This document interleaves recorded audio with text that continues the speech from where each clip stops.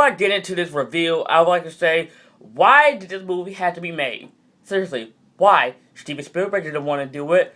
Only Sam Neill came back. Of course, great, I'm glad he's back, but really, why did this film have to be made? I mean, why?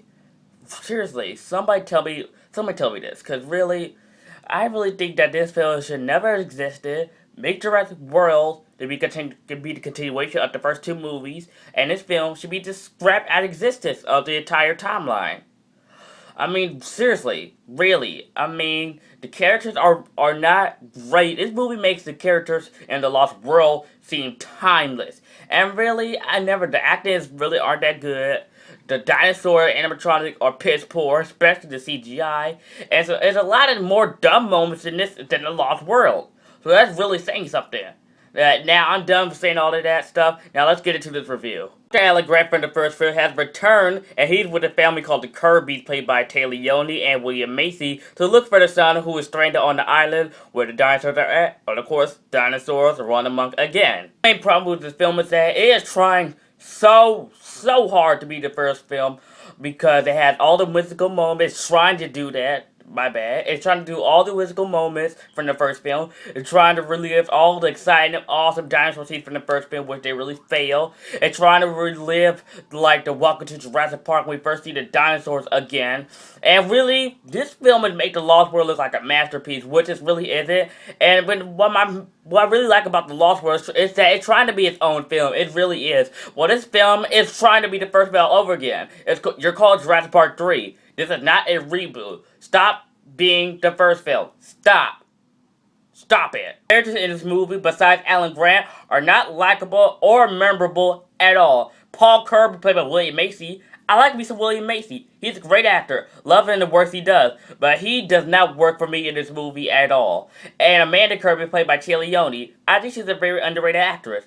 But her acting in this movie is just plain terrible. I mean, bad. She is the worst actress in the entire franchise, in my opinion. I mean, all she did was screaming, "Eric!" and just wave her arms like, "Come on, woman!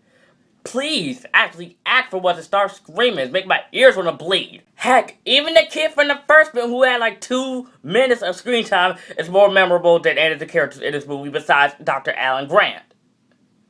That is sad. Really sad. And it doesn't make sense whatsoever that this movie came out in 2001, okay, 8 years after the first film, 4 years after The Lost World, and the effects in this movie are almost terrible. Even from the dinosaur, they look bad. I mean, they move like they're freaking robots. While the first two movies came out in the 90s, this is the early 2000s. What the heck? That is a big problem right there. Oh, I hate this movie. I really hate this movie so much. And if you're a fan of Dr. Ellie Sattler and Alan Grant shipping, well, guess what? I have bad news for you. In the opening scene of this movie, we see Dr. Alan Grant and Ellie Sattler with the baby. We figured out, okay, they got together, they hooked up. But really, Ellie Sattler with another man. What? That's a big middle finger to us Jurassic Park fans. At the end of the first film, it indicates that Dr. Ellie Sattler and Alan Grant might be in a relationship. But now she's with another man and have a child of her own, not Alan Grant? What? Are you serious? That is a big F you to us. Oh, Joe Johnson. Good you directed Captain America the First Avenger, because if you did not direct that film, I will have a lot of bad things to say about you. But I'll let you slide on that. Okay, now let's get to the dumb moments of this film. Of course, this movie tries to be like the first film, try to be a whimsical, mystical, woo. And then, one of the other dumb moments of this movie is that Alan having a dream, where you see nobody's on the plane, then he sees his partner right next to him, and at the Velociraptor, he goes, Alan, what the? Oh my goodness!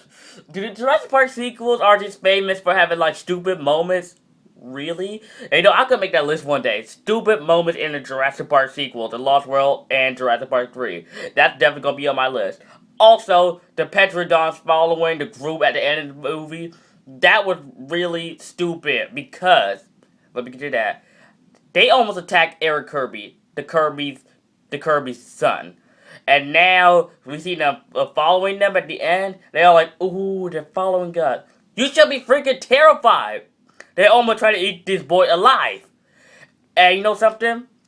Those two are just petty compared to what I'm about to say. The main dinosaur in this movie is the Spinosaurus. And him and the famous T-Rex from the first two movies come back in this film. And they have a mini fight. And the Spinosaurus kills the T-Rex. What the heck? Oh my goodness, I hate this movie. I hate this movie so much. I hate this movie so much. You killed the T-Rex. What made the first two movies good?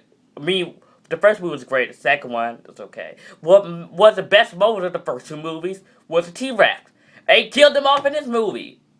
But no, we could have the Spinosaurus. Forget that thing. We want to see the T-Rex. And you killed him off. What is wrong with that picture? What is wrong with that picture? Seriously. You know what? I'm just done talking about this movie. I'm done. It sucks. It's bad. The only good thing about this movie is that Alan Grant. That's pretty much it. I hate this movie. Really do. So that's why I'm giving it a D+. Because I want to be a little bit kind. So there. Try to...